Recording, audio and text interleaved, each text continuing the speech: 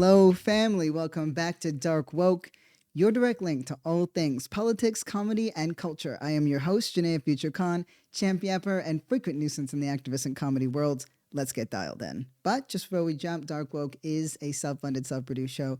We're on Patreon/Dark Woke. I am so grateful for all the support and for you just taking the time to listen. Okay, I am going to keep it right and tight, but I do have to start with a rant all day, and now well into the night. I have been haunted by this image of these white South Africans coming to America. This is like the worst remake of Coming to America. This is the absolute, it's sauceless. It's sauceless. But this is, let me just play this for you. Okay, so they get to the airport, right? And this is my first time seeing these folks. Like, I've read about them. We heard that they were coming. I have never in my life, right? And I didn't know I'd have to think of this. I have never in my life considered the fact that somebody fleeing from persecution, like genuinely, right? You're grabbing your stuff. You say you're fleeing for your life. You're coming here as a refugee. Bitch, you are in capris. You're wearing capris. Nobody's fleeing a region in capri pants, and they're accidental capris. I want to be clear. That's not intentional. They're accidental, okay? Let me just play this. Just play this clip for you right quick. I fucking hate it here. So this is them walking in, right? And look, they got babies, right? And all I see are these little babies. Some of these babies don't got shoes on, okay? Some of these babies don't have shoes on. Some of these babies are in pajamas. And I want to be explicit. I believe in a future where babies are just, and toddlers and kids are just cozy all the time. But I need you to understand that if this was brown people, if these were refugee seekers and they were coming and they knew that American officials were going to be greeting them and they knew, right, that this was where they were going to get their documents, those babies would have been dressed business casual. Do you understand what I'm saying? They would have had a 6-month-old in a blazer with shoulder pads. Like, you cannot be this slack. You could not show up this slack, this careless. You got a sleeveless shirt. Bitch, you left a comfortable circumstance for the most part. Look, here's the thing. I don't care that 49 Afrikaners came over to America, right? That doesn't bother me. I actually believe that people should be able to travel and live in different places and not be persecuted for that and not be chased out of homes. But this is very much the energy of people who chose to leave because they couldn't hack it where they were. I'm like, good luck. I hope you enjoy adding them to the welfare state with the other poor whites. And again, I'm actually a huge proponent of the welfare state too. But so the issue isn't that they're here, right? The issue is that they are welcomed here while the rhetoric in this country is so blatantly racist. We've gone back to like race science when it comes to black folks. They are just literally sweeping up every brown-skinned person they can find, legally and illegally, and it's all illegally. I want to be really clear about that, right?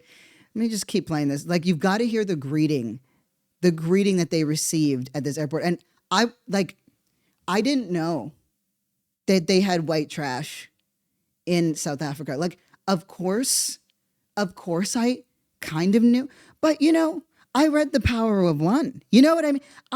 I'm out here reading. I was like, maybe I thought these whites had sauce. The Boers felt all persecuted by the English. I thought, okay, maybe they're coming with a little sauce. You've been around some of the sauciest people on the planet, like South Africans, right? Obviously, I'm talking about the black ones. They're sauced up. They have unbelievable style, unbelievable swag, right?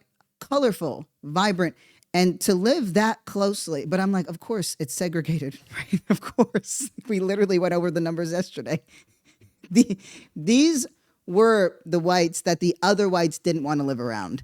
That's what happened here. Let me just play this. I'm furious, right? I'm furious. They are like 100%. I'm looking at people with vitamin deficiencies. 100%. A bowl cut. Here we go. Right?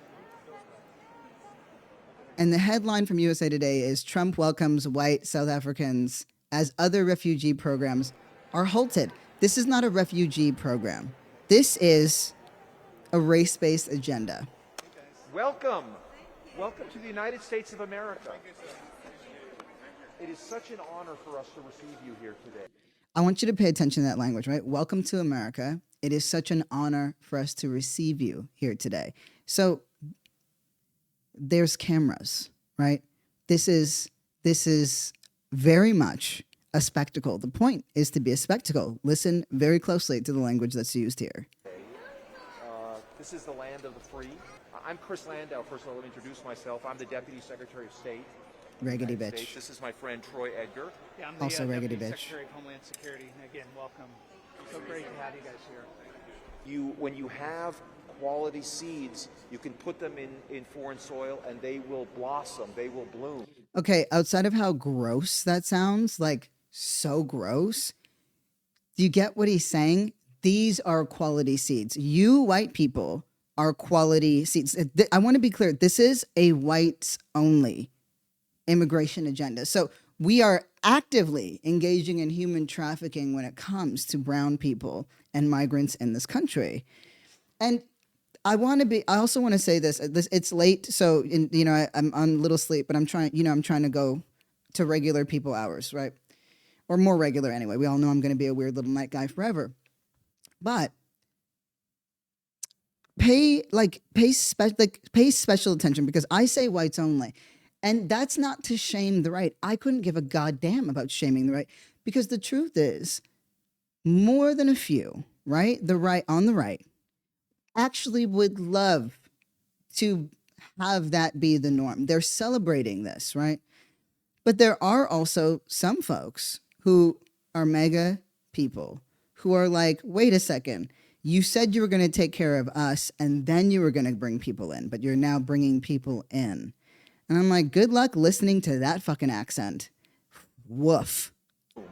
And we are excited to welcome you here to our country, where we think you will bloom, and we will hopefully allow you to have fulfilling lives for your children, and then we will bloom and we will benefit alongside you. So he should have wrote that out. He really should have written that out, figured out what he wanted to say, right, and then said it. That word vomit that we just had to sit through with bloom and seeds, I'm uncomfortable. I'm so uncomfortable. Thank you very much for coming here. Yeah. And that's it. All of them got I have lived around poor white people, right? Some of them really fucking awesome, truly, like the gangsterists, right?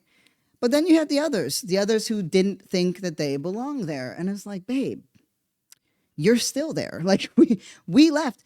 These are the ringworm whites. That's what's happening here. But this is very much from Matt Walsh to, just about every right-wing rag and blog. You're going to see a defense of this because these are desirables. And it's another instance where the mask is coming off. They have run on this thing where it's like, no, it's about the criminals. No, it's about anti-Semitism. Now they're like, no, actually, we don't want you here. We don't want any of these brown people here. They're stealing this, they're stealing that. But these white people are okay. And in fact, that has been the history of immigration policy. I can speak for Canada. I can speak for the United States. I can make an educated guess that it was the case for the rest of the West. But this was very much the actual formal immigration policy up to a point, right? Up to a point where we did something about it. And it still tacitly has been the same immigration policy. But of course, we saw something shift with big tech and all these advancements. But as late stage capitalism starts to concentrate more and more wealth, which means less and less for redistribution, you've heard me talk endlessly now about the entrenched boomer tax and how globalization was that made America, the American money or the U.S. currency, the default currency for the global trade economy. That America was able to achieve that by literally selling out the working class, by ensuring that manufacturing happened elsewhere. So that there went those jobs. American manufacturing can never come back. It literally can never come back as it is currently. So this idea that getting rid of all of these people is suddenly going to mean that your pockets are lined versus this administration, this man is flying in a palace in the sky. Trump just touched down. He just touched down in Saudi Arabia, right? And honestly, the way that he layers on that tanning spray, if he threw on a head wrap, it'd be hard to distinguish him from the others. I'm just kidding. I fucking hate it here. I have been looking at these white people all day being like, what is going on? But I will say Trump did have the bitchiest thing to say today. I hate that he's so good at being a bitch. Just listen to him talk about Ozempic. Oh my God. I mean, I'll tell you a story. A friend of mine who's a businessman, very, very, very top guy. Most of you would have heard of him. A highly neurotic, brilliant businessman, seriously overweight, and he takes the fat shot drug. And he called me up, and he said, President, he calls me, he used to call me Donald, now he calls me President, so that's nice respect. But he's a rough guy, smart guy, very successful, very rich. I wouldn't even know how we would know this, but because he's got comments. President, could I ask you a question? What? I'm in London, and I just paid for this damn fat drug I take. I said, it's not working. He said, I just paid $88. And in New York, I pay $1,300. What the hell is going on? Do you know what makes me so mad about this? Okay, I have been to so many, because, you know, I have to do the college tours and the traveling and everything else. I've been to so many random bars in middle America with these, you know, the barflies. And I actually love older white male barflies because they have the best stories. They sound exactly like him. And that's the problem, where we have an administration that's full of barflies, excluding Stephen Miller because he's 100% a goblin. But I heard that today and I was furious because it was so bitchy and it made me laugh. And then I was so angry because what the hell? Like, listen to the way, like, I want you to just take a quick beat. And am I buttering you up for what is ultimately gonna really piss you off? Yes. Yes. If you're like, this is odd. Future seems to be meandering a little bit. Didn't jump in and say exactly what, and that's because I'm going to be playing something for you. One of these Jubilee roundtables, except this time it's about the trans debate. Right? A little bit on the LGBTQ community, but very much in line with what you can expect. It's going to piss you off. So I am 100% buttering you up a little bit. Just a smidge. So this is 3 days ago. This is 3 days ago when they were talking about this palace in the sky before Trump officially was in it. Like, so listen to how Caroline Leavitt says, well, this is what she says 3 days before, and this is what she says literally the day of. Can you clarify that Qatar is giving us a new Air Force One as a personal gift to President Trump? Are they gifting? Sorry, I want to make sure that's Qatar. That you heard pronounced Qatar on Fox and Friends. There's your explanation. To the country, what could you tell us about this luxury liner that looks like a hotel in the air? Well, the Qatari government has graciously offered to donate a plane to the Department of Defense. The legal details of that are still being worked out, but of course, any donation to this government is always done in full compliance with the law. I think it's frankly ridiculous that anyone in this room would even suggest that President Trump is doing anything for his own benefit.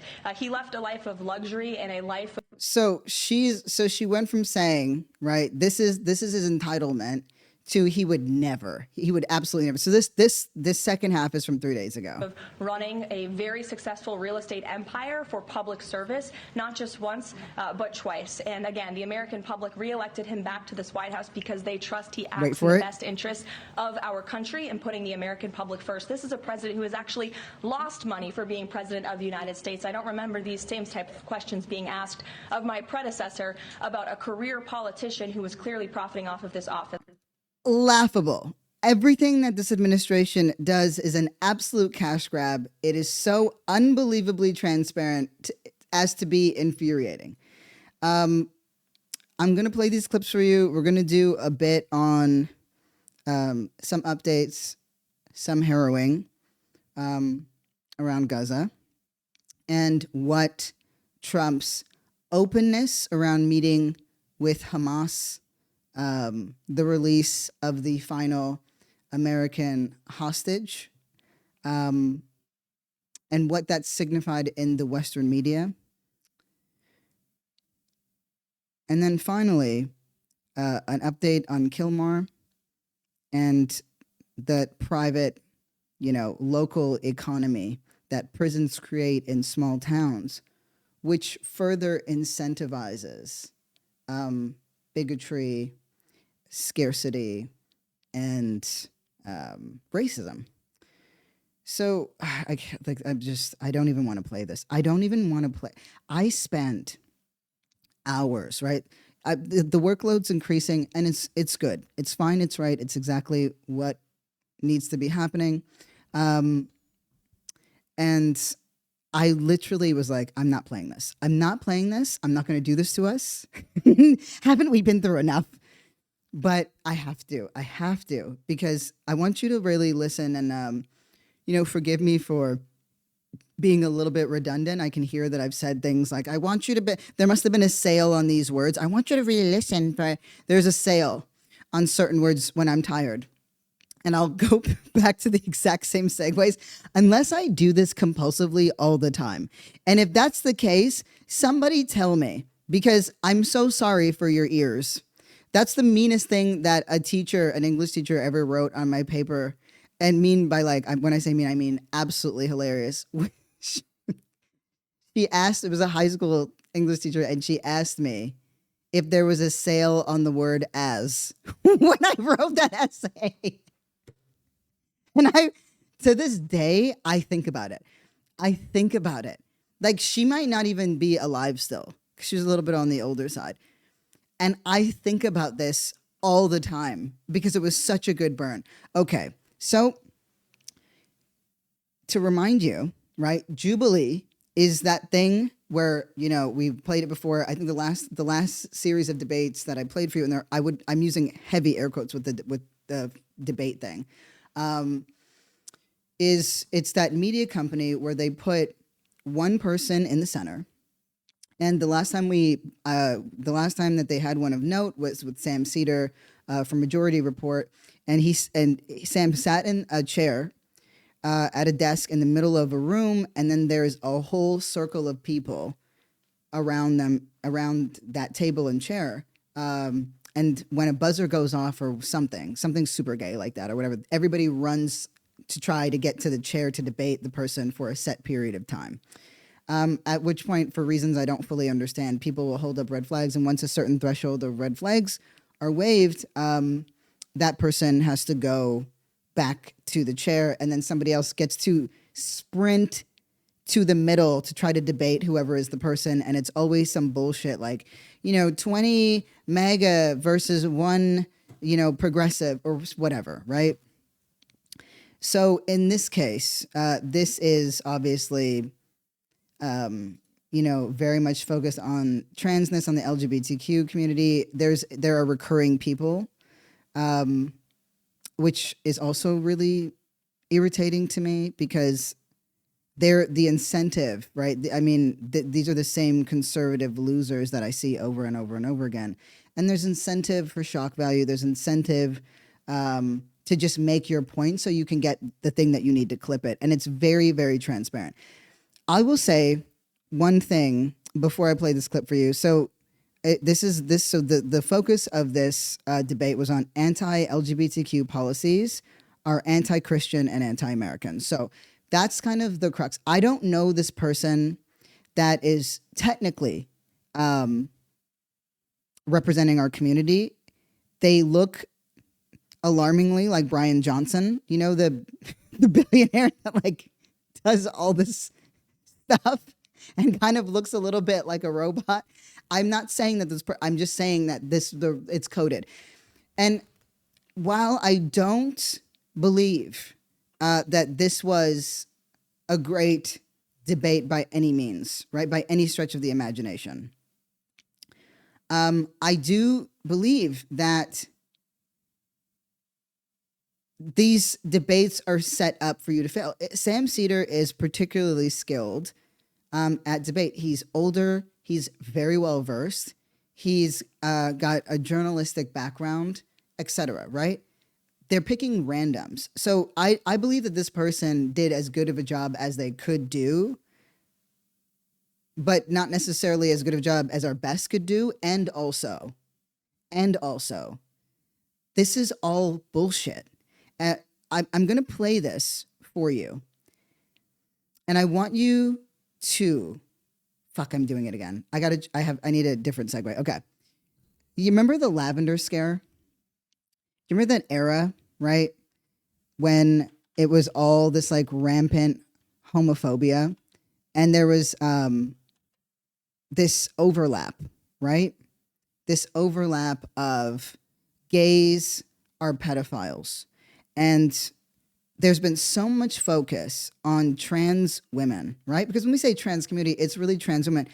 And what they constantly go back to is trans women, trans women, trans women. What's growing, and it's now becoming clearer and clearer on the forefront because this is not just a Christian, this is not just a fascist, administration. It's a Christian,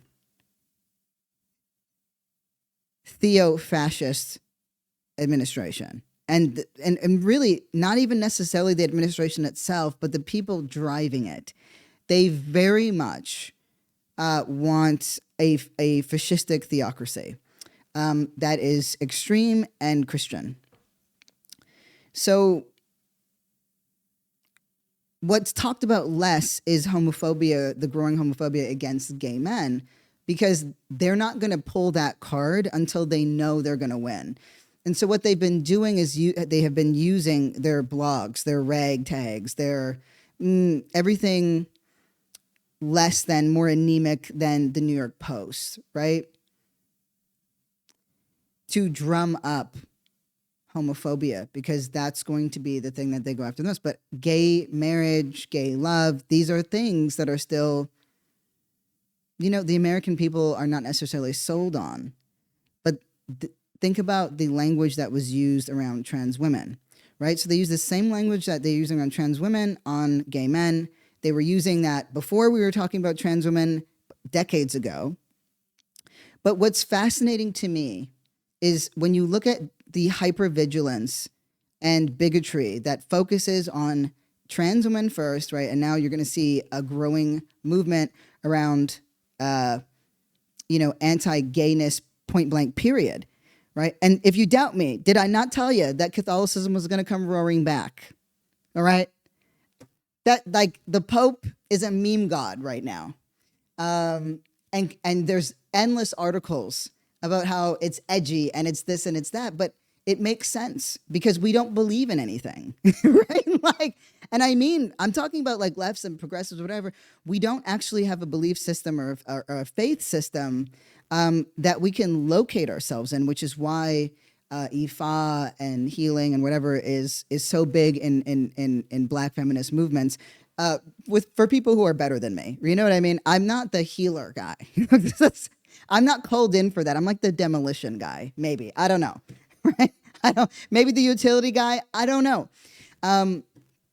But the point is, in their obsession with the idea that gay men and trans women are pedophiles, are serial abusers, that there's something, they're depraved, right? They're over-sexualized. They want to prey on people. There's something predatory about them, is actually such a weird affirmation of their knowledge.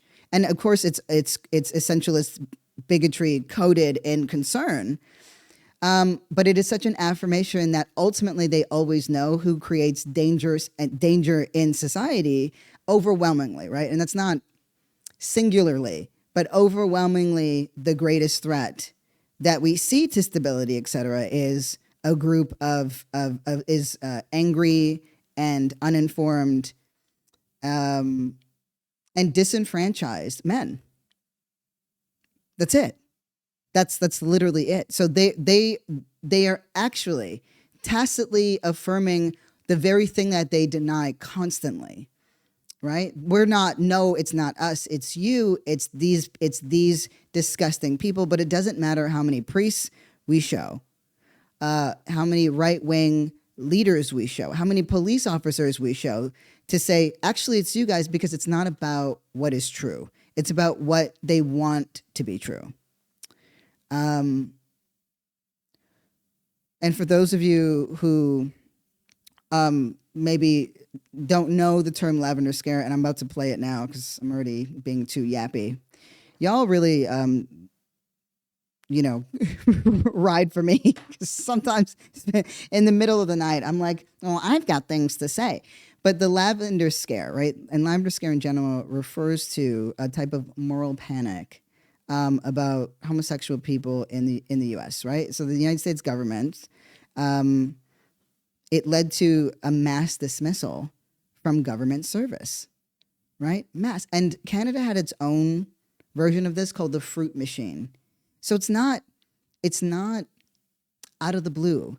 So think about that, right? Think about the fact that this was totally fine and acceptable and legal even, right? Think about the fact that I think about 65%, and go ahead and verify that, because I'm pulling this quote from memory, but of the federal workers, 50 to 65% of federal staff are made up, in terms of, I guess, minorities, is made up of Black women. So the evocation of DEI and all these other things, and my reference to yesterday's episode, for example, with the Librarian of Congress, all these things, they're all connected. But the reason why they stopped targeting queer and trans, well, queer people, at the time, language was very much gay, lesbian, whatever, is because people fought back and did it so well, and, ran on all these like different campaigns. But eventually, what you saw was a major change. Most of us, I'll speak for myself, coming from, generations later, I've only lived in this kind of place. I've experienced like homophobia, whatever, transphobia here, there, but I'm sorry, I don't take that shit seriously, because the systemic impact of it wasn't felt viscerally and constantly in, say, the way that maybe race, right? Racial oppression might be felt. They have to hide it. They have to code it, but they don't have to anymore, right? So the lavender scare, so they had a mass dismissal from government service, I don't know, around the mid 20th century or whatever. And it correlates with the anti-communist campaign. So pay special attention to what this random schmuck is saying in this debate, because there's an overlap of people not knowing terms and terminology that even Ezra Klein is sort of participating in abundance, which we'll pick up down the road. As if lefties are the largest threat to any progress being made And but you know, randomly though, I will just add that the debate between things like people like Teach Out and Ezra Klein has been really interesting. I'm obviously somebody who's more inclined to, you know, align with Zephyr Teach Out and her work, but their back and forth actually has been really interesting because, of course, Ezra is policy driven, very much a Dem guy, very much a progressive, whose position is, of course, that we are blocking policy and we're actually adopting all these weird Maoist things. You know what? That's its own conversation. Back to the Lavender Scare, which was in, you know, the fruit machine kind of in Canada. It was their version of it. But there's it paralleled with the anti-communist campaign, which we call, like, you know, McCarthyism. And then you also have the second Red Scare. Gay men and lesbians were spoken of as if they were national security risks and commie sympathizers. So that was the justification for legally and forcibly removing them from government service. So this is something that I again, we take for granted, we overlook. Growing up in an era, like, you know, and I know we actually are quite, as far as I understand, intergenerational here. So, you know, I'm talking to the folks who weren't at these marches because maybe, like me, you weren't around yet, right? But people fought this, but it was completely legal and it was completely acceptable to do. So they couldn't be involved in any kind of state employment. Gay people were very, very vulnerable to being outed, but it had much more serious repercussions. It had real world repercussions. You could be blackmailed. There was terror about being outed. You know, and while lesbians were really impacted, the real target, the primary target of these sort of activations were women. I'm sorry, were gay men. So that trend has continued. So think of this, right? The order that was signed, by the way, that for the mass dismissal, that was an executive order. Guess who's flexing that muscle right now? Right? Executive Order 10450. Oh, by the way, I did, like, way back a few episodes back, I kept calling a bill that didn't end up getting pushed down the line, HR 1867, and it was actually just 867. I don't know why I kept saying one. Anyway, random. But this executive order was signed in 1953 by Eisenhower. And that's 10450. And that included, quote, sexual perversion as a reason for dismissal from federal employment. Okay. Now, why don't I play the thing that's going to piss you off, but the language that's being used, right? This is one of those episodes where we're doing a little bit of that political education work so that there's context. We can locate what is happening. Because it's all the same rhetoric recycled over and over and over and over again, right? So the gay sounding one is the one on our side, obviously. The uninformed, assertive, you know, one, well, you know, that's the blowhard. Right. Well, actually, they both might be. Okay, no, Janaya, be serious. Be serious. This is where we're going to fundamentally disagree. Yeah. Really, because, so first and foremost, Yeah. to be quite honest, I believe, and that's not that I believe, I know that the LGBTQ movement is a Marxist movement. I Okay, believe it's not a Marxist I believe movement. it was installed. It's not a Marxist movement. That's a funny thought. I but let it's you not a finish Marxist movement. talking. It's not, right? Like these people just throw these terms around, but remember that anti-commie sentiment, right? Hilarious when you juxtapose that with an administration and the fucking president who just said, "Oh, only $2 for you and only 5 pencils." That's not how you measure money. That's not how you measure anything if you are over the age of 7. You stupid man. Anyway, right? He's literally articulating what most Americans would assume was communism. Their fucking heads would explode if AOC recommended that, or if anybody else that their heads would explode. But the anti-communist aspect of this is what gives them justification to be homophobic. They're not brave enough to say, I think you're disgusting and I don't want you here. I don't think you should be alive. Whatever it is, they're not brave enough to say it. So they code it in some moralistic, right, political agenda, because they don't yet feel confident that they have the moral high ground when it comes to gay people as a whole. And if we don't interrupt this, right? And I want to be very clear about something. They lose when they run against, or when they try to fight back against gay people. They do tend to lose because that one is too hard to sell, because you can't come up with, like, when the whole trans backlash came about, the farce of protecting women's sports and children, right? Of course, who cares if children are going into debt and starving in schools, or fucking being forced to use AI therapists and fucking chat GPT as a best friend, because we've gutted the public education department and they're all going to have fucking polio whatever, and measles, the ones who survive. Do you know some idiot on the internet was just like, children back in the day weren't taking vaccines and they survived, and literally they all just died. That's why they were invented, the vaccines. They just died. That's why people were having like 18 children back in the day, because you done know that about 14 of them MFs was going to die. Anywho,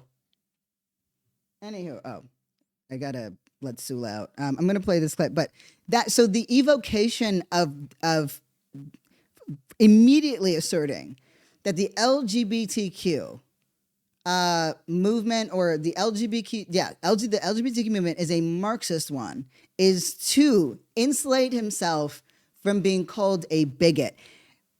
We could tell by your hairline, my guy, right? Way too much product. That little, when they try to pull the little curl down as a little conversation starter, an absolute flop.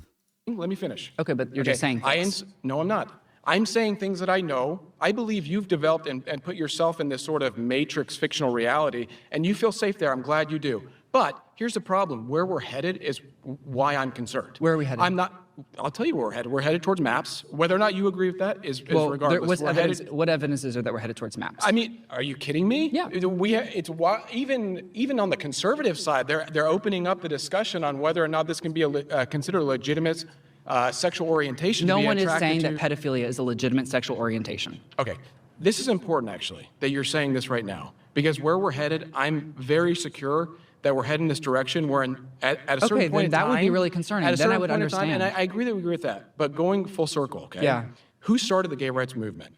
Black trans women. No. Harry Hay started the gay rights movement in the 1950s. What party did he belong to? You tell me. He belonged to the Communist Party. What? And like Angela Davis belonged to the Communist Party. Okay, Angela Davis wasn't actually an official member of the Black Panther Party. She belonged to the Communist Party, just to help locate us in why it was considered such a threat, to this country and what it stood for in a time of like rampant Red Scare. That's why she was facing, life imprisonment. But do you hear how this man is asserting these things? It doesn't matter whether it's true or not. This is what I hate about these debates. All that has happened and all that is happening is that you've given. Hold on, Sula. I hope you guys can't hear Sula. I got to tell her to shush. 1 second. I'll be right back. Don't move. I'm just gonna keep hitting play. What book and what society did he start at the time? What would you say is the LGBTQ plus movement? Because I would define it as a civil rights movement in modern history. Whereas you're acting like it's the existence of LGBTQ plus people. But you're not talking about because ultimately you're leading to deconstructionism. You want a gray box society. That's the goal. What is a gray box society? The fact that you don't know that is exactly the problem. No, it's not. Because you said that it was our agenda. And if it was our agenda, then we would know what it is, you simple bitch. No, I mean, what do you think a gray box society is? I know what it is. It's a genderless society. It's where the individual is stripped from all individuality. Do you hear how ass backwards this is? It's let me get this straight. Let me make sure I really understand. You're saying that the entire reason, the gays, right? The gays, the feathers, the boas, the animal print, right? The color, the fashion, the fucking endless fucking pronouns, right? All of this, the trans community, the e-girls, the e-boys, right? The occultists, right? And all the ways that we overlap, all the weird theater kids, the indies. We are the ones who are trying to create an agender gray man society. Are you fucking kidding me? Although we all know that I will 100 push for the single gender movement. Yeah, 100%. I'm done. I'm tired. I tried to be a boy. I'm too pretty. I tried to be a girl. Not really, but it didn't work out. The body didn't suit it wasn't the right vibe. So everybody should be no gender like me. Everybody should be non-consensually non-binary. But let me be a bit serious for a moment. There is no logic to this. One thread does not connect to another. And I don't mean simply because this is a bad argument. I mean, there's no cohesiveness, right? We're a Marxist. The LGBT community is Marxist. And the ultimate goal is to make everybody nothing, is to make everybody a gray man. How the fuck did you get there, my nigga? But you came on to Jubilee in a hoodie and a blazer. So you weren't even, your messaging and your clothes aren't even aligned. You should maybe talk to some of these gays you're so convinced is trying to, you would actually look better in just a single gray fit. Okay? You weren't sure, like the hair partially slicked back. You're not a cohesive person. You don't know who you are yet. But his beady little eyes and his loudness, like he is so convinced of this thing, that there's no space to speak. That's what it is. I think allowing people to express themselves as individuals is more individuality. Shows me that you're already in the matrix. You're stuck there. The matrix. You're in now. this world that provides all these protections for you. The fact that you can even sit here, the fact that this what extra protections do LGBTQ plus people receive in the United States of America? Do you want anecdotal experiences? I want any evidence that you have. The fact that it even, you don't have evidence. That it's even a discussion. You don't have evidence. It's not a discussion. It's a sexual orientation. Saying something doesn't mean that it's a discussion. Sexual orientation. It should be between what two is a sexual people. Orientation? What should be? When Dude, it arrives, what are you talking about? What am I talking about? I'm talking about the fact that it's even a movement to begin with. It doesn't deserve. There's a civil rights movement that is described as the LGBTQ. It doesn't deserve a civil right. Now we're getting to a little more honesty. I've also noticed in his talking, he has the beady eyes of a rat, but he also has the mouth and the teeth of one. And I want to be clear, rats are actually quite capable of empathy. He just has the aesthetic of a rat, the execution of a rat aesthetic. But he simply lacks rat intelligence. There's only a few seconds left. I'm going to pull this together. That's my whole point. LGBTQ plus people don't deserve civil rights. I would say that the majority of American principle would disagree with what you're saying right now. I think all people in the United States of America are equal, and you don't.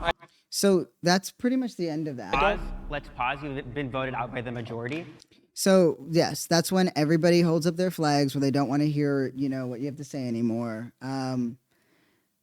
This is a problem for a lot of reasons. And, I've paid attention to how people have responded, not random people, but like our folks, like people with the, POW flag in their bios, people with the trans flag in their bios, people who, have lefty politics, people who follow other people who have lefty politics, journalists, whatever. This sounds fringe and it sounds illogical.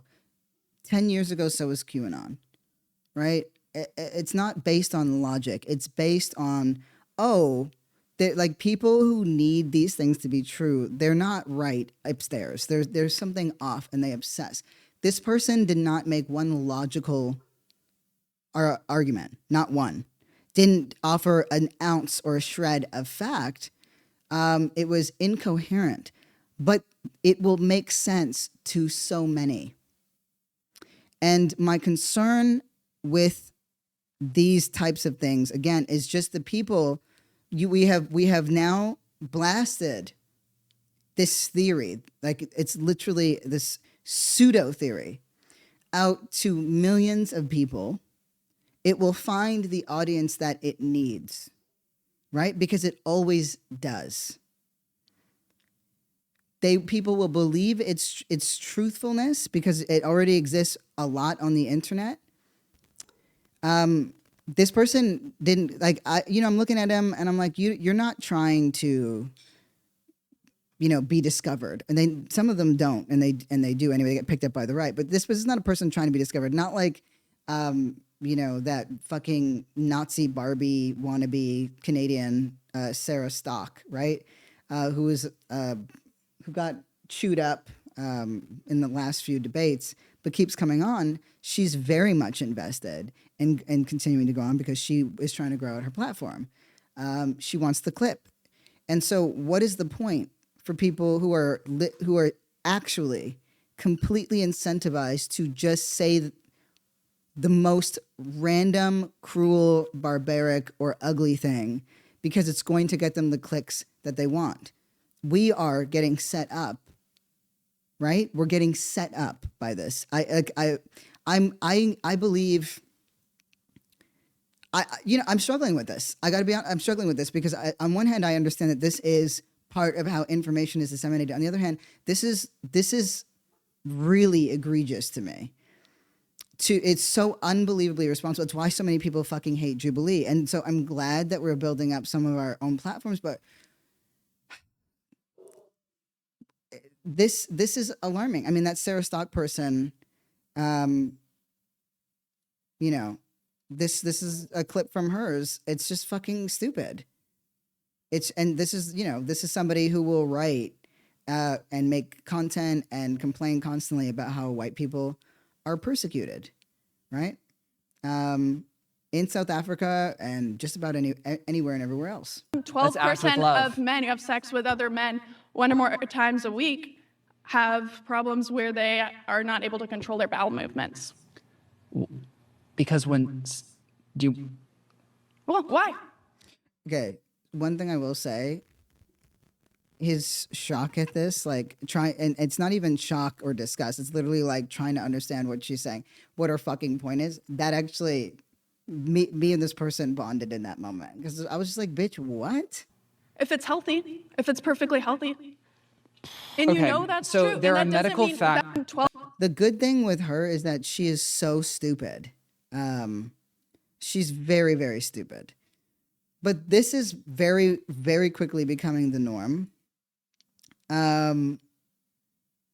This person's name is Xander Moritz, I want to say. And of course, the segment in Jubilee Media is called Surrounded. I really don't like it because it platforms the worst types of beliefs, but they're getting platformed anyway. I think what bothers me is the farce of debate. But the entire thing is dishonest. So I don't know. I'm working through it, and you're working through it with me. Here's the last one, and this one's it moves into trans stuff, and yeah. So we've got the lavender scare. That's a thing to tuck away because it'll be a recurring theme as we move forward because 100% the right Christian agenda that is part of this administration, that's in the Supreme Court, that's everywhere across the mega right, is very invested in bringing back that type of fear and that type of terror. Hormone replacement therapy isn't sterilization.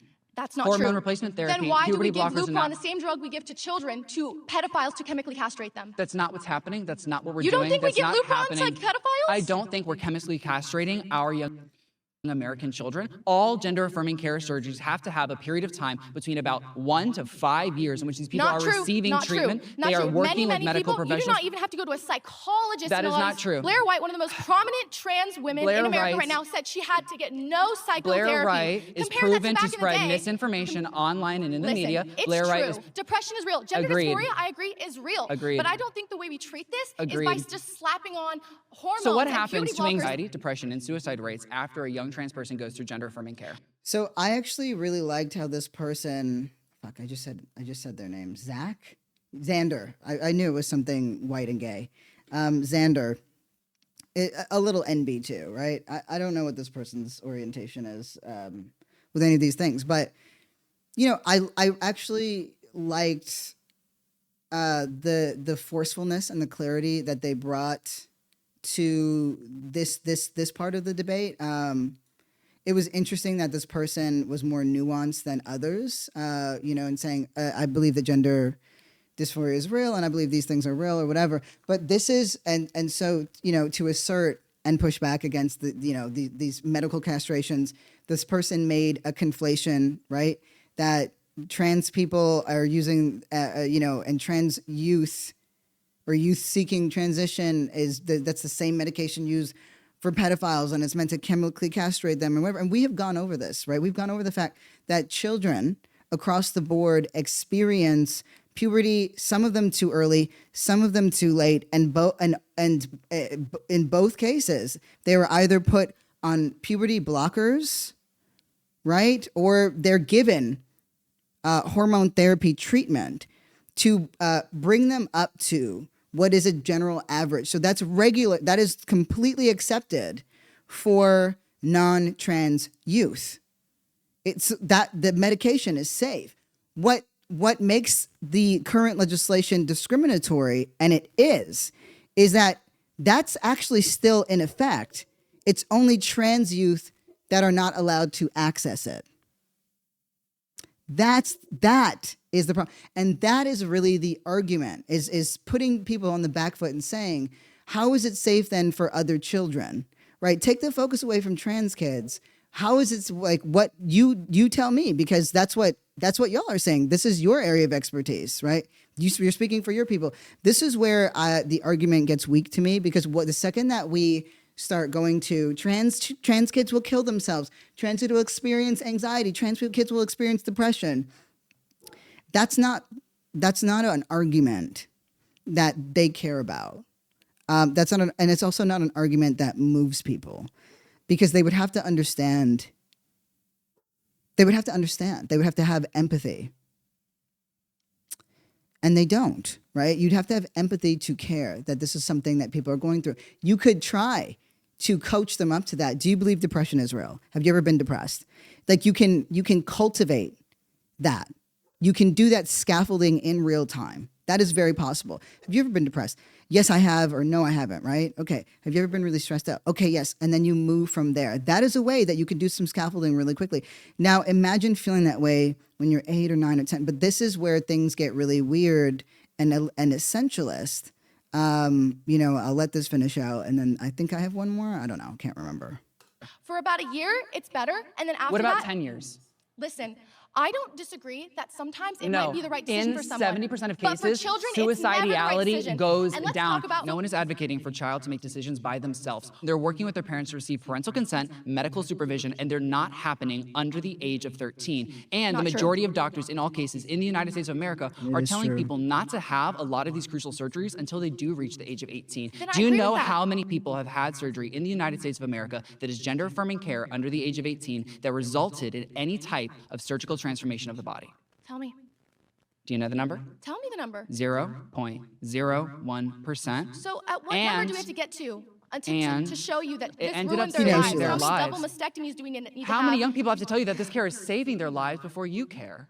Hormone replacement. So that she lost. And, you know, I thought, like, the way what number does it have to get to, bitch? You don't, like, can we be serious for a second? Like, you lost, girl. Girl, it's done. You lost, girl. You lost. There is one other one. Let me just pull this up that I want to bring to your attention.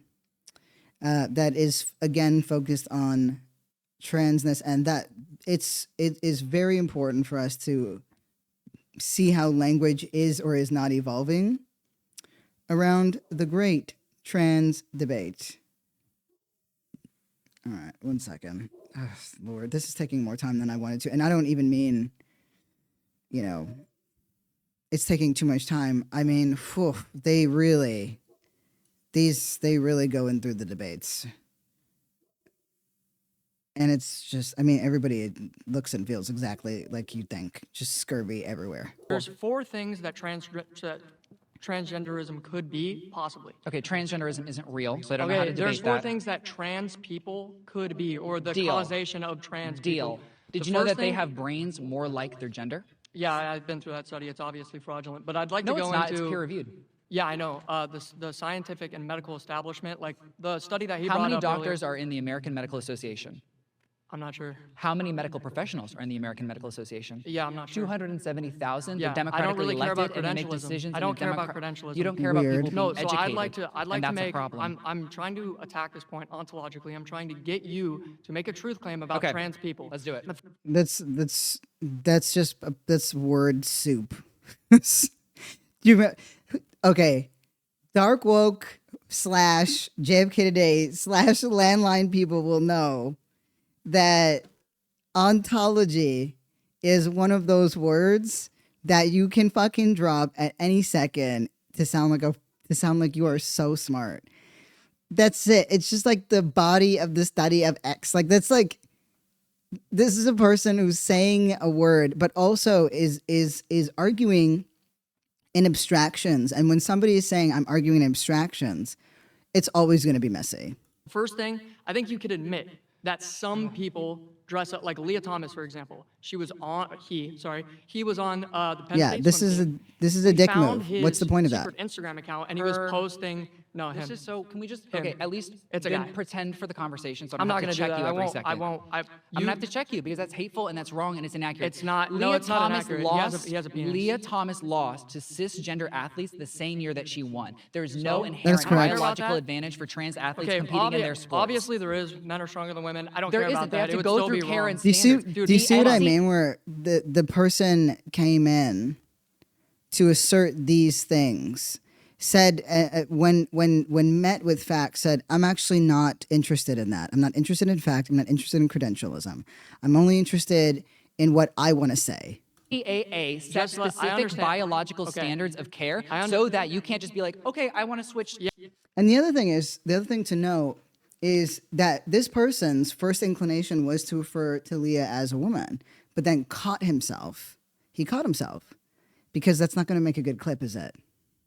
Yeah, I understand, and I understand you're passionate about the issue, but I'm trying to just get through this. It's information. Men pretending to be women, trans women, are not women, and the first claim that I'm making is that trans women are women. Okay, you can keep saying it. It's not true. I feel like I have to. I understand. The argument is, are trans women, and I'm saying no. So if I call her a woman, I'm forfeiting my entire point. Well, so you understand? You never made a point. I don't understand what. Yeah, I'm gonna prove why it's valid. So men who pretend to be women, either it's a sexual fetish, which I think that you can agree. It's not a sexual fetish. It's medically proven not to be. I think that you can agree that sometimes it can happen. Transvestitism. I think some men dress up as women. I think transgender women are women. Yeah, that's another point where Xander owned. And this is the last one I'm going to play for you because this is the actual one I wanted to pull up. I wanted to pull up that one too. But these types of claims, these types of I'm using heavy air quotes here, arguments, is exactly what you're finding across the manosphere, across the MAGA right, in different places in the progressive world. Sometimes, right, the whole fact conversation works, but think about it, right? Think about all of the ignorant people. I'm not talking about ignorant in the literal way. I'm talking about ignorant in the cultural way. Ignorant, you know what I mean? People who actually don't give a fuck what you have to say. It's not about fact. It's about their rightness. It's a desire to be right. And that you can't shift those things. The whole point is to, say what needs to be said, largely for the people whose minds can change. And but you have to know what you're being met with, because otherwise can get really confused. You can get really confused and you're just like, wait, what are you talking about? And so it's really being able to identify the bullshit. That person never made a point. He never made a single fucking point. And anytime he was confronted with a point, he just backed up further and further and then dug his heels in deeper and deeper and then eventually retired on. And that's, to me, you lost the argument when you went to, well, trans women are not women. And then, right, when you couldn't make that point well, then you went to, well, it's some kind of sexual fetish. The fact that we're losing to these D-League fucking players when we're NBA stresses me out to no end. I think in these last couple of, the last two, I would definitely, to play the stupid game, I would give to Xander in terms of not ceding ground, because that's one of the ways that you always see progressives and Democrats when they engage in this, and establishment Dems in particular. Of course, that's who I'm always talking about for the most part. They always cede ground, always. And Xander, I think, is doing a fairly good job of actually not. And that demonstrates strength and certainty. Do you think kids are born trans? I think they're born trans, yes. Okay, so you would be okay with them getting any type of either brain scans or anything before they go through medical transition then, right? That way, because 13%, which you stated was 1%, but it's actually 13% of people do detransition. So to avoid that, no, they can bring up, I'll even show the study on my phone to you right now if you want. I'm sure you have things that say that, but it doesn't make it true. So you're just invalidating the entire study. That's not true. You're invalidating the entire study. Let me ask you this. Are you okay with this medical transition if they get brain scans before the medical transition? What are you talking about? Exactly. Like, what the fuck are you talking about, bitch? Like, you got a little haircut to come on here and and say nothing. You want to come in this little Jubilee round table, you combed your little hair, perfect, and you got nothing to say. And it's interesting because the one thing I would say, I would not start on a thing where it's like, it's not a choice or it is a choice. Because it moves so much, but I'm going to sit with that one and think about, I find when we have to assert something that isn't factually true, it weakens our argument. But I do think that Xander said, the framing around, I believe this, makes it so it's not something that everybody's necessarily beholden to, or that it's not being asserted as an absolute fact. Okay, so how do you know someone's born trans? Give me the definition. How do you know they're born trans? So transgender is when your gender is not the same as your birth sex. Okay. And so when someone says, I'm transgender, then I'm like, okay, so you're transgender. Okay, so how do you know they're born that way? They know, and they tell us. And then And so here's the thing. Because Xander asserted that point, that is now the point that is going to, that's the point of interrogation. This person can now constantly pick back at that point because it's not factually true. We see. The reason why the others couldn't is because Xander was asserting this information, right? There's this many doctors in the AMA. This has happened this many times. Nope, that's not true. I don't accept that. But the second that a weakness is demonstrated in the framing of an opinion, despite the fact that that's all they do, But any level of scrutiny and all of their confidence falls apart, right? But because if you assert something and hinge your argument upon what I would call, and I don't mean this literally, but by definition, an anecdotal fallacy, right? When we're asserting something that is based on our perception or our experience. That's another line, by the way. And there's 2 words you can fucking drop and you sound so smart. We should have a so smart list. But it's an anecdotal fallacy. And so the ability to recognize when somebody is using one of those, it also helps you recognize when you yourself are using it. So this person's going to keep picking at the fact that, trans kids are born that way, which, I mean, I don't know where the fuck this brain scan thing is coming from, but that's because they actually don't have anything to say.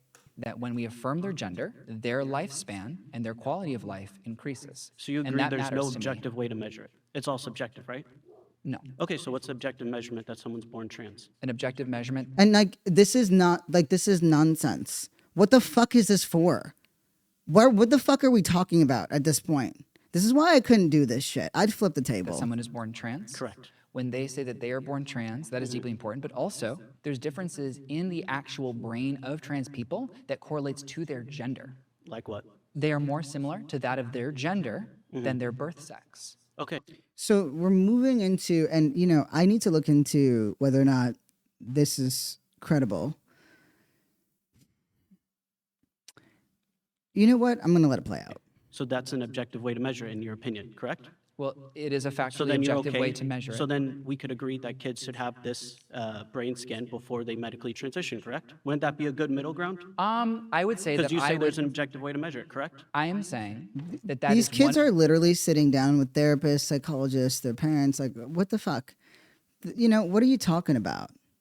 an objective reality of the trans existence. What I am saying is that because all queer and trans people who are transitioning as young people in the United States do so with about 3 to 5 medical professionals. There you go. I trust that those medical professionals know more about that individual than I do. Honestly, sharp clip. I'll take that one. I'll take that one. So why this does not feel like a W is because I don't believe at this stage that this changes people's minds, and the lavender scare propaganda is going to be rapidly normalized because they're not getting, trans people, they squeeze out everything that they can, right? This is what the right does, this is what the manosphere does. They squeeze out everything that they can from a topic because stalling is a huge part of the whole attention economy, right? It doesn't matter whether you care about it, doesn't matter if it's good, doesn't matter. You keep talking about the thing that's going to bring people back, but then you squeeze everything you can out of it. You've got to move on to the next thing. They're going to be moving on to gay people. And I think that's where they're going to have their hardest fight. Because I'm going to tell you something, those two white gays relationships, they got money, baby. They got money and they got time. But more than that, it's incredibly unpopular. But remember, right, that abortion was very popular and it didn't protect it because we didn't care about abortion. It wasn't, we were like, it's all about trans people and it's all about, and I'm not, and that's not even to say that we shouldn't care about trans people. We really just said, fuck women. That's the problem. Like, we just didn't care about abortion. We took it for granted. We stopped tending to it. I was, I've got a really close, I was going to say close, but like, I realized we're not like close anymore, but we Color of Change alum. There's a couple of really strong Repro J, organizers in the country that I have the privilege of personally knowing, but one in particular is in Ohio.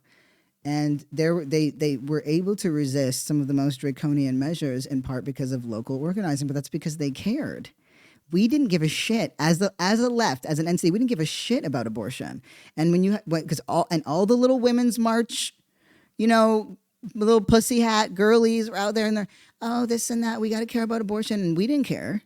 We didn't care. It wasn't hot. It wasn't popping. Women's rights are boring and they are annoying, right? That whole little movement was an annoying thing. But again, that is one of the two major pillars upon which most of our human rights are hinged upon.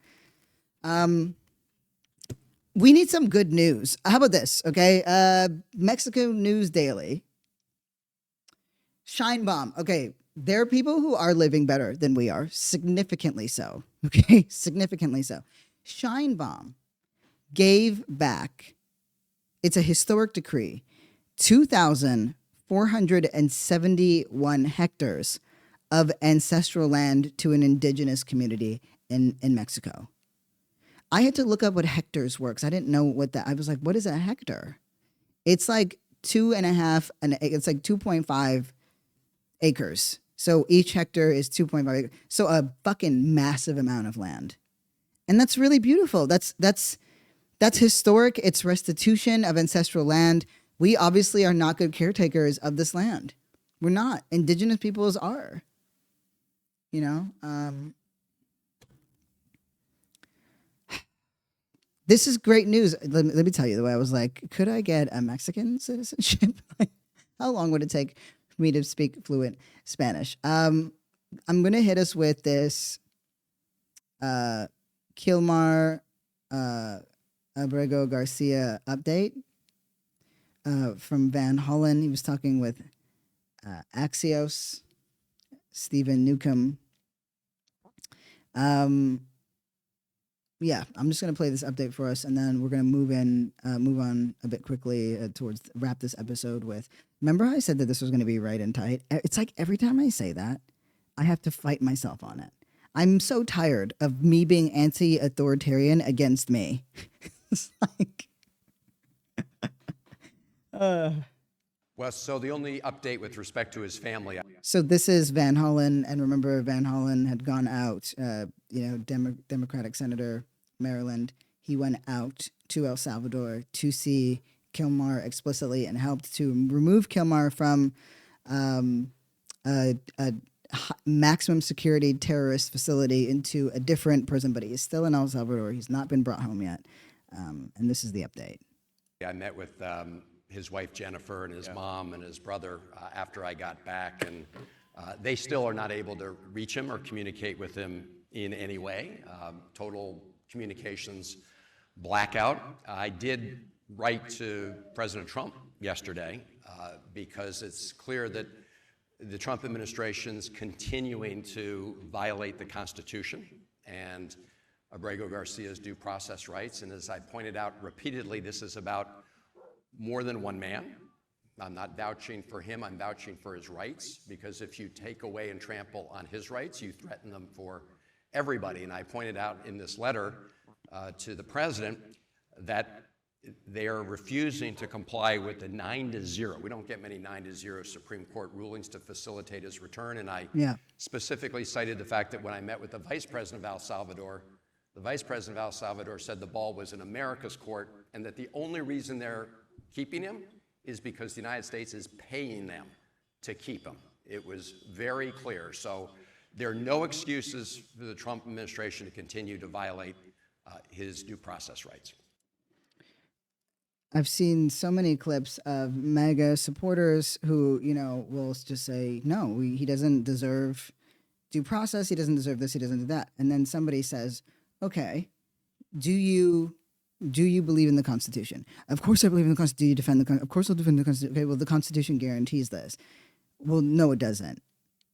Yeah, but that's not an argument. Again, it's what happens when people have an emotional need attached to something being true, right? So what do I got to say about, Gaza right now? This starvation campaign that Israel is perpetrating against them, against the Palestinian people, right? The intention that they have on the land, they want the Gaza Strip emptied out of every Palestinian possible. That's partly why they're doing this starvation campaign. Because, of course, they want rampant genocide. That's been what they have been aiming for quite a while. And that's not every Israeli, but that's a lot of them. A lot more than I would ever want to believe.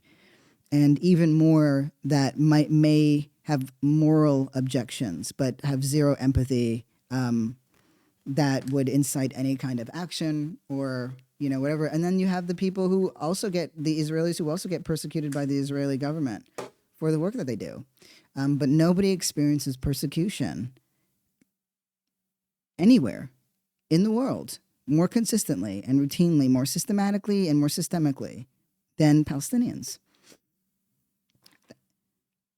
And that's right now. That's today. So Smotrich, right? This disgusting, inhuman figure, right? He said, within a few months, Gaza will be totally destroyed. This is what Smotrich said on May 6th. Civilians will be totally despairing, understanding that there is no hope and nothing to look for in Gaza, and will be forced for relocation to begin a new life in other places. The goal is to have them out completely so they can get that beautiful real estate. That's what they care about. That's what they want.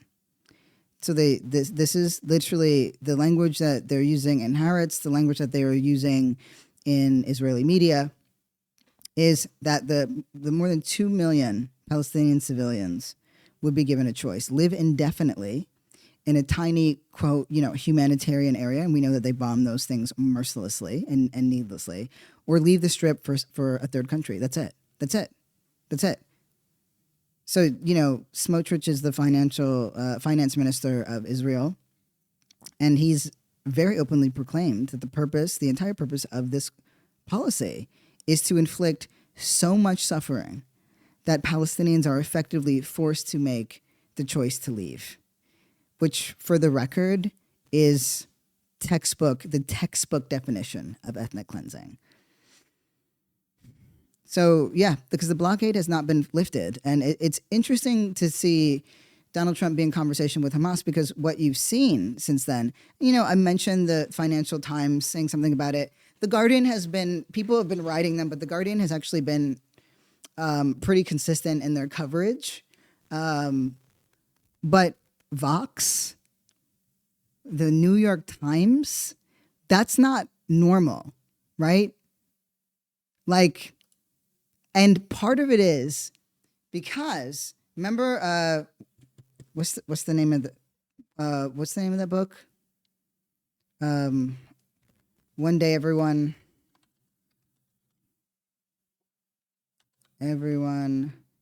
will have been against this. That's right. One day everyone will have always been against this, and that's by Omar El-Akkad. That's partly why this is happening. So, Trump, in conversation with Hamas, all I can think of is this. So, sorry, let me go in order. So, the New York Times, who's been very, very, unbelievable and disgusting Israeli tilt, right? Is a very much Jewish extremist tilt. And you've seen that across Western media. Even they are putting out now op-eds and coverage, 6 deadly minutes how Israeli soldiers killed 15 rescue workers in Gaza. And they have the pictures and the names of these men. In this instance, it was only men who were killed. Red Crescent, men from Red Crescent, largely men, some civil defense, and from and a UN staff member, right? This is not something that you would see from the New York Times ever, right? This is not something that you would see in the New York Times.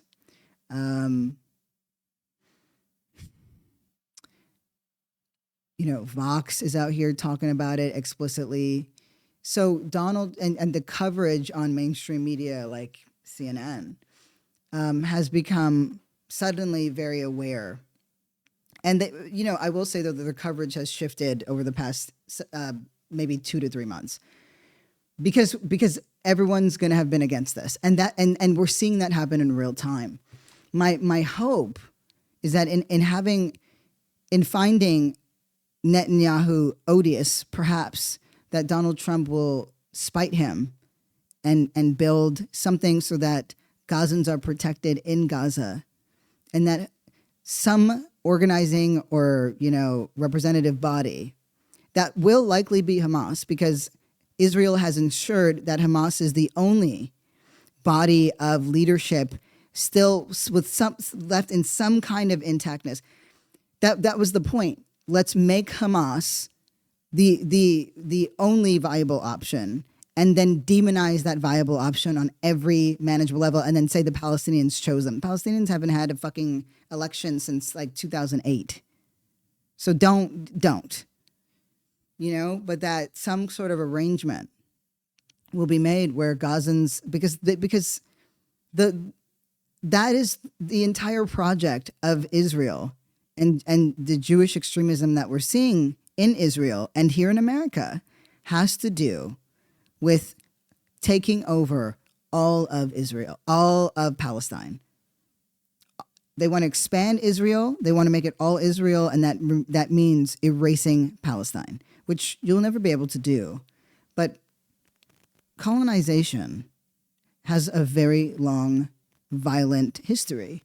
And we have a long history of, of acknowledgements. When atrocities occur, they acknowledge it, and then they never give the land back. There's never reparations unless you were a Holocaust survivor. Then you were given some things. But I don't know that anything could cover that emotional, chasm. Anyway, but in terms of what kinds of oppression is acknowledged or what kinds of atrocities are acknowledged, yeah. But then even still, you still have the right that are running around rampantly denying that the Holocaust even happened. So I'm just sitting with this, and I want to say though that this is like at a time when we're perhaps I'm seeing less about Gaza than ever before. American citizens, this is the time to actually be yelling the most. Like, this is it.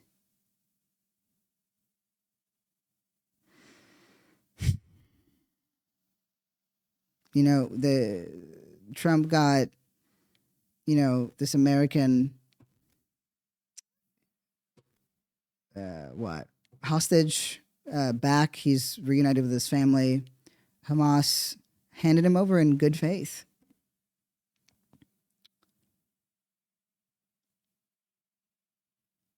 But the starvation campaign is something particularly disgusting, and the American public and its outrage and its shame, it has impact. It didn't have the impact that we wanted it to have, but it has impact. It's hard because this administration has shown absolutely no interest in Palestinian life and an actual disgust for any kind of domestic, as in America, pro-Palestinian activations. They hate it. But Trump is not ideologically aligned with Israel. Like, if you hear a lot of the establishment Dems, they sound like fucking robots. And again, it's because America is existentially tied to this place, right?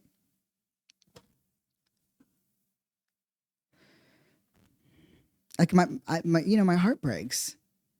I've known hunger. I've known days and days and days of hunger. I've known an unbelievable level of weight loss. I've never known starvation. I barely made it through hunger. And the fact that there are children, just everyday people, yeah. And and I want to share this feeling with you. We talked about it extensively before, but it's, I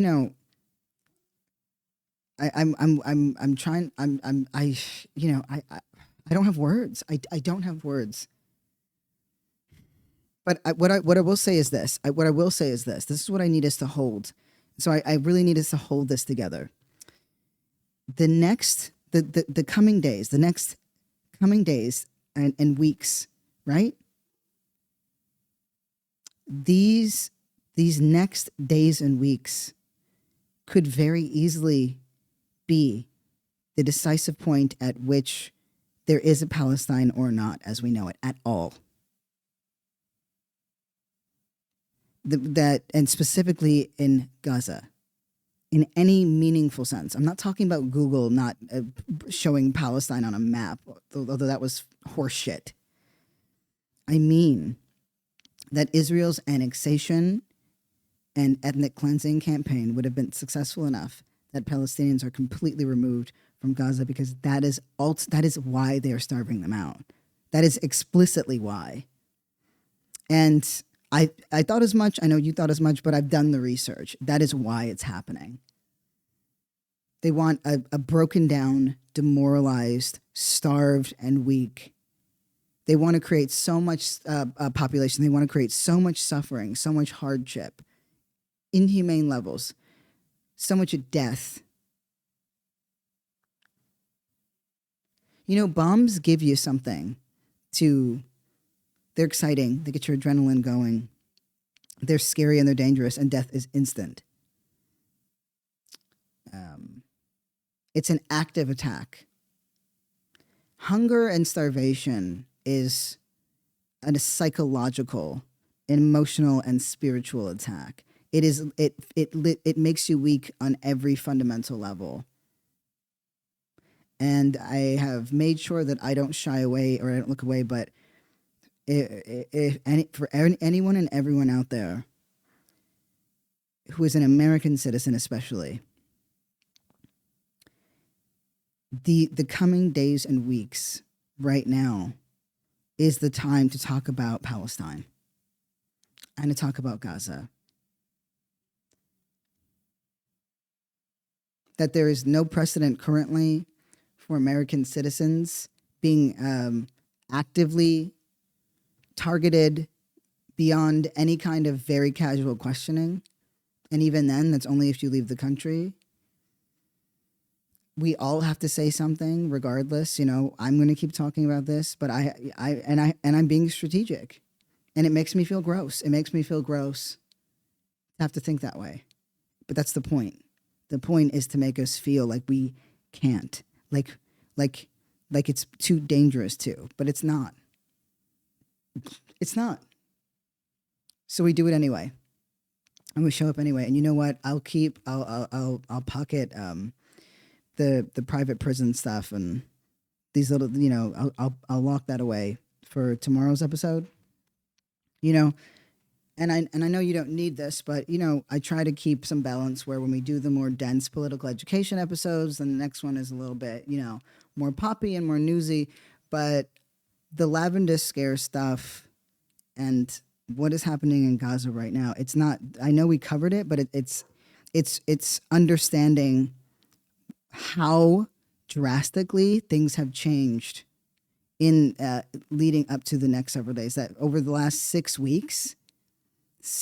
weeks, Israel has not let a fucking grain of rice into Gaza.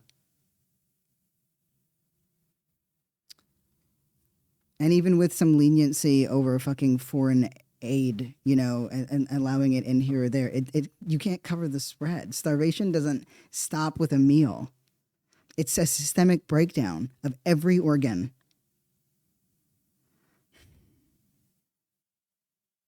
And it takes time. It takes time to build back up any kind of functionality or strength. So these next coming days are paramount. And it's at a time when people are less inclined to talk about Israel's genocide against the Palestinian people. So we have to keep talking about it. And we have to keep fighting. But this right here, this is why we need to be in the arena and in the ring and at scale. Because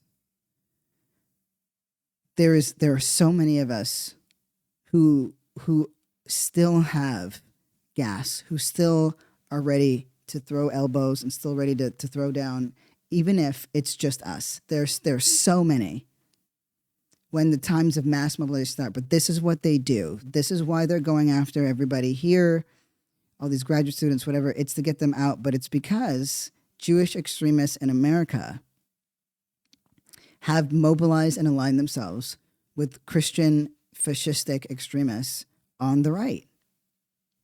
The very people who want Israel to be realized because it means all Jews will die. That's what they believe. That's literally what they believe. They believe that once all Jewish people are congregated in, which is to say all the evil people in the world, right? Once they are in the Holy Land, they will their actualization will lead to the rapture. So they will be eradicated because they are evil, and then that will initiate the second coming of Christ. That's what they believe. Like the mental gymnastics that people make for a little bit of fucking power, it's disgusting. Every single person is you and is me. They have all the same thoughts, all the same feelings, all the same dreams. They're not some random fucking people or different beings somewhere around across the globe. They're you and they're me. And anybody that doesn't start from that place at this point is a fucking monster. They don't have to be a monster in perpetuity, but they're a fucking monster. There's no debate here. There's absolutely no debate left. And part of the reason why there's been such a crackdown, a McCarthyist crackdown, is because at this stage, they know it. But when we rise up together and we speak together, they lose. They fucking lose. So let's empower each other to speak and to keep fighting. You know, you do that for me, and I hope on some level I do it for you. But it's going to be a long, hard road, but always worth it. Always. Always. Because we, I don't know. There's so much fear around whether or not people have opportunities, whether or not people will like you. And it's like, no, what matters is if you like yourself. And you can't like yourself by turning away from what's happening in the world and pretending like it has nothing to do with you. One thing I am very much looking forward to is cringe culture is ending. You know, the thing where everything's cringe, caring is cringe, how you dress is cringe, if you're from Ohio, it's cringe, da-da-da-da-da. Gen Z's played a role in it, the manosphere, the zeitgeist, everything. But what always follows is substance, authenticity, meaning, care, which ironically will align and kind of ride the coattails of this new Catholic groundswell. Anyway, I've yapped your ear off. We covered more than I went from not wanting to play any Jubilee clips to playing all the ones I pulled. Sula's barking up a storm. I gotta stop her because it's like near damn 3 a.m. But I'm gonna sleep. I'm gonna sleep in a little bit, and then get up and handle it. Handle it like we're doing every day now. And this is phase 2. You're going to see more rollouts. You're going to see more things actualizing. It's going to be exciting. I'm looking forward to it. And I'm looking forward to getting more connected with you all and to really building out this community. But always, always, always love for the OGs first. You already know. You were there when it was just a little stories plug, which it still is for now, but I'm changing it. We got to change it. So with that, I just want to send out so much love to you. This isn't easy shit to hold. Also, I really need a more aggressive term than lavender scare. Can somebody explain to me what the significance of lavender is? Is there some sort of subtext there that I don't know? Because I didn't think to check that. So if you know, let me know. I'm like, that's not the fruit machine is at least a little bit funny. Anyway, yeah. Whatever you're working on, whatever you're thinking through, whatever you're working through, you are not alone. We are holding this shit together. One thing I always know is if I'm struggling, if I'm going through some shit, I know that others are too. Because we're fucking connected. And that's not something that they can ever take away from us. In fact, it's the thing that they fear the most. So, with that, I just want to say thank you so much for listening to Dark Woke. It means the world to me. The show really is a labor of love. We got new episodes dropping all the time.